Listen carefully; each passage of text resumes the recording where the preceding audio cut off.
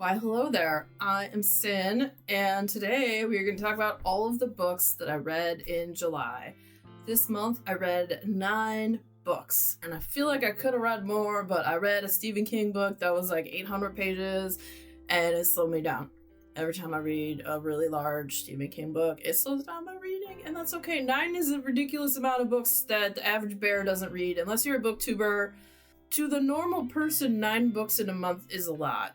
To a booktuber, maybe not so much, and I shouldn't put that pressure on myself. The first one that I read was called Clear. It was a little short novella, and that is by Karis Davies, and it's the story about there's this island, and it's near Scotland, and there's this minister that's been hired, and he's kind of like hurting for money, and he just wants to take care of his wife.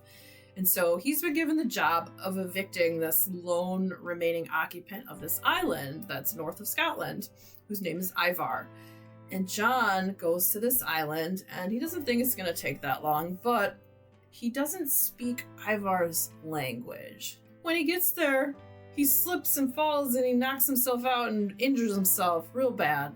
And Ivar finds him, and Ivar takes him into his home, and he nurses him to health. Basically helps this man be able to like walk again, and heals up his head because he had a big gash in his head, and they strike up this friendship. And it's what happens because the people, I think, gave him a month to like have him be able to get this guy off the island, where they're gonna come pick him up because he got dropped off there on this island.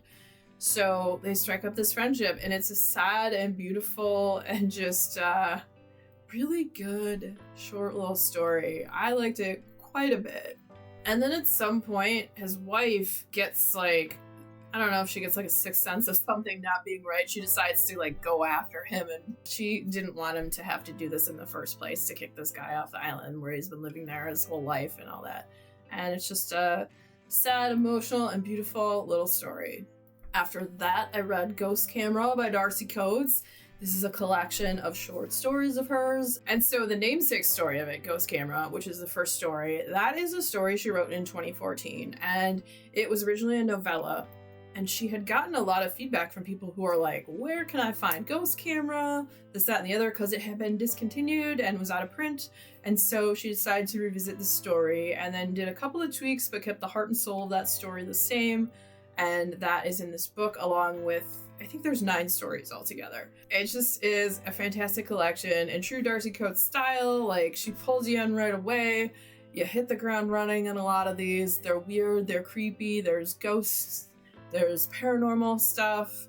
It's just a really fun and Coates-esque short collection of stories. I always find it interesting to read a short story collection when I've only read an author's longer fiction, to see how they do with like the shorter story with, you know, character development and setting and place and time and all of that. And these are all pretty fantastic. I really like the collection as a whole. I had 3 stories that I thought were absolute bangers in it. There's a story outside of Ghost Camera, which was one of the ones I thought was great. There's a story about this box of old VHS tapes that are found, and you know, in true horror movie style, it's like, don't watch these tapes, you'll regret it. Does someone watch those tapes? What do you think? Yeah, probably. And then there's another one about a plane crash that is intense and weird and liminal and creepy, and that one I also loved. I think the plane crash one was my favorite. It's really good. So if you like Darcy Coates, I would highly recommend the book. And if you like short stories that are thrillers and scary, creepy, weird, totally recommend. Okay, so after that, I read My Darling Dreadful Thing by Joanna Van Veen. And this is a gothic fiction book. It's weird and creepy. It follows the story of this character, Roos. And when Roos is a little girl, she lives with this lady she calls Mama, who's not really her mama, but her father was in the service and paid Mama to take care of her. Mama likes to put on seances.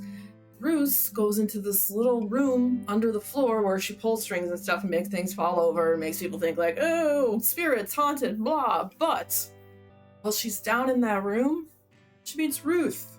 Ruth is this creepy spirit that's all looks like a swamp thing. Sometimes she's like green or black or brown, or just looks very like mottled, weird, swampy colors. And her jaw's broken, so her jaw's just like hanging off. And Ruth is super scared, and sometimes she cries when she's down there, and she's freaked out because she's like, this thing wants to eat me and eat my blood. And then one day, Ruth accidentally bleeds on Ruth, and weirdly, this fixes Ruth's jaw, and Ruth speaks for the first time, and they become friends and have a weird relationship. But when Mama finds out about this actual spirit, she uses that to her advantage. It basically exploits Ruth. Mama's horrible. She's racist. She's a scam artist. Basically, she's like a grifter.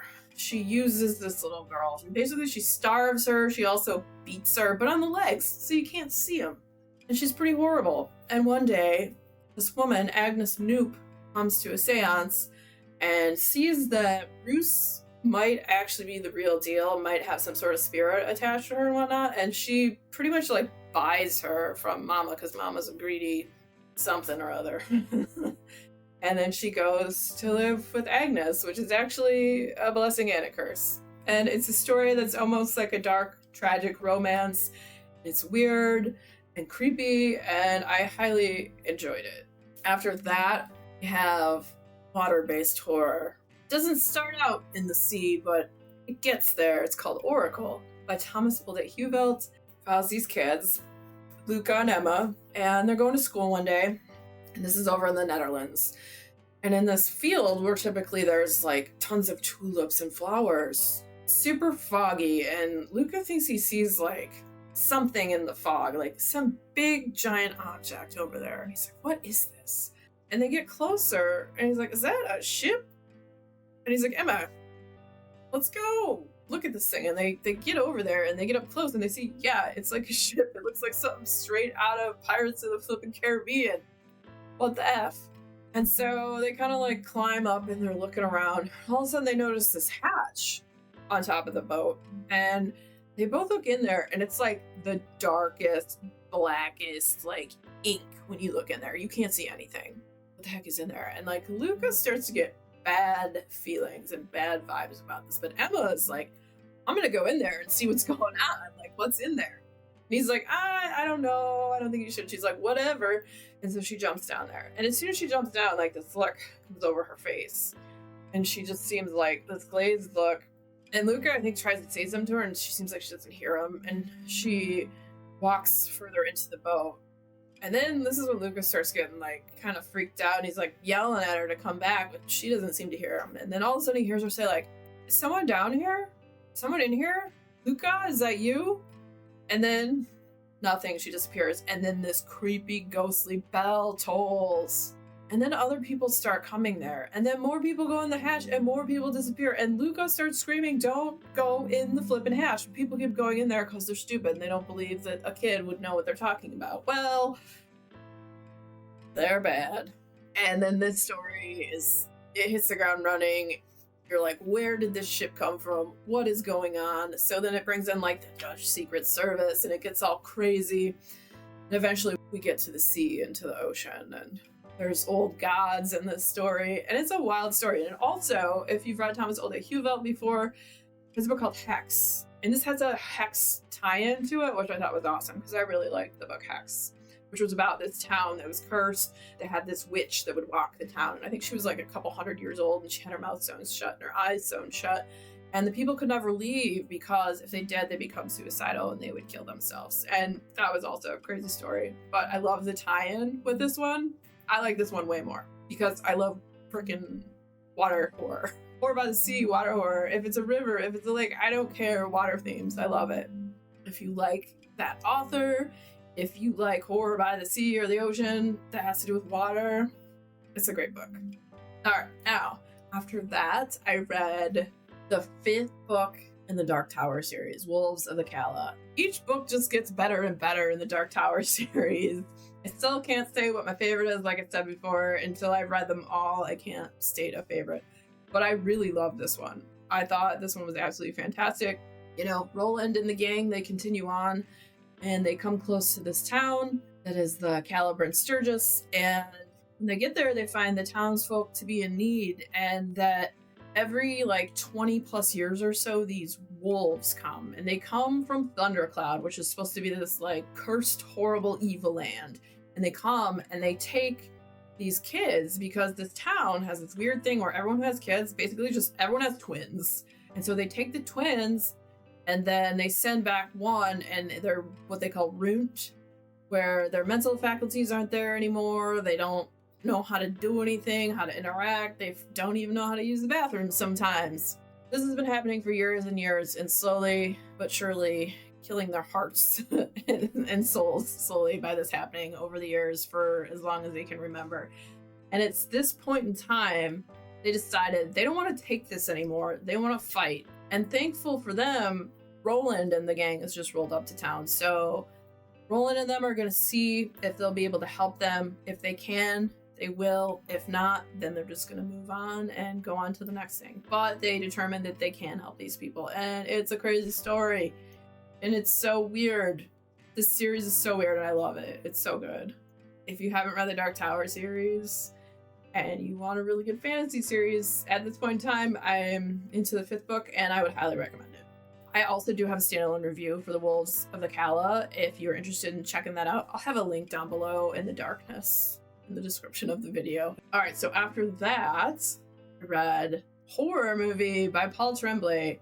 I thought this one was awesome. This group of people, they made this movie in the 90s that never got to see the light of day because something tragic happened on the set in 2008. The director, she decides that she does want this movie to be made in the way that she had always visualized it, and so she releases 3 stills from the movie. She puts 3 scenes on YouTube and also releases the screenplay, and it slowly builds like this cult following. But the thing about this film is that, like, over the years, it didn't happen all at once. Like, all the people that were involved in this film, except for the main, like, monster in it, the thin kid, they all have died weird deaths.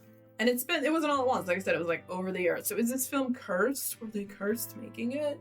And now they want to reboot it, redo it. Is this a bad idea? It might be. I don't know. I'll have to read it to find out. It's freaking awesome. I thought it was great. I love horror books that have to do with film. One of my other favorites, too, was Silver Nitrate by Silvia Moreno Garcia. Awesome. Horror movie? Awesome. I know for some people, Paul Tremblay is maybe hit or miss, but I thought this one was fantastic. All right, so after that, I read the 2nd book in the Waverly family series. So I read First Frost by Sarah Addison Allen. This was the sequel to a book called Garden Spells, which is like a cozy fantasy. There's magic, there's gardening, there's delicious food descriptions. And in this one, Claire, the main character, she was doing catering. Now she's doing candy, which the candy company is kind of making her flipping miserable. She is not happy doing this. And then this weird old guy comes into town who's like a grifter scammer that's gonna try to like scam her. And so you got that going on. And then you have her sister, her daughter now is like 15, and her daughter is in love with the son of the guy that broke her mom's heart back in the day. And her mom is not happy about this. So there's all this weird stuff going on. And it's witchy and it's magical and it's super cozy and rosy and nosy. And I loved it. And I just want to read more of this author's books because they're so freaking cozy. I love delicious food descriptions in books, and then especially if they're magical. You have deliciousness and then magical. Yes. After that, I read The Bright Sword by Lev Grossman. And this is an Arthurian tale. And I thought it was pretty good. Had some issues with it, but overall, I like the story. There is LGBTQ representation in it. One of the knights is trans, one of the knights is gay.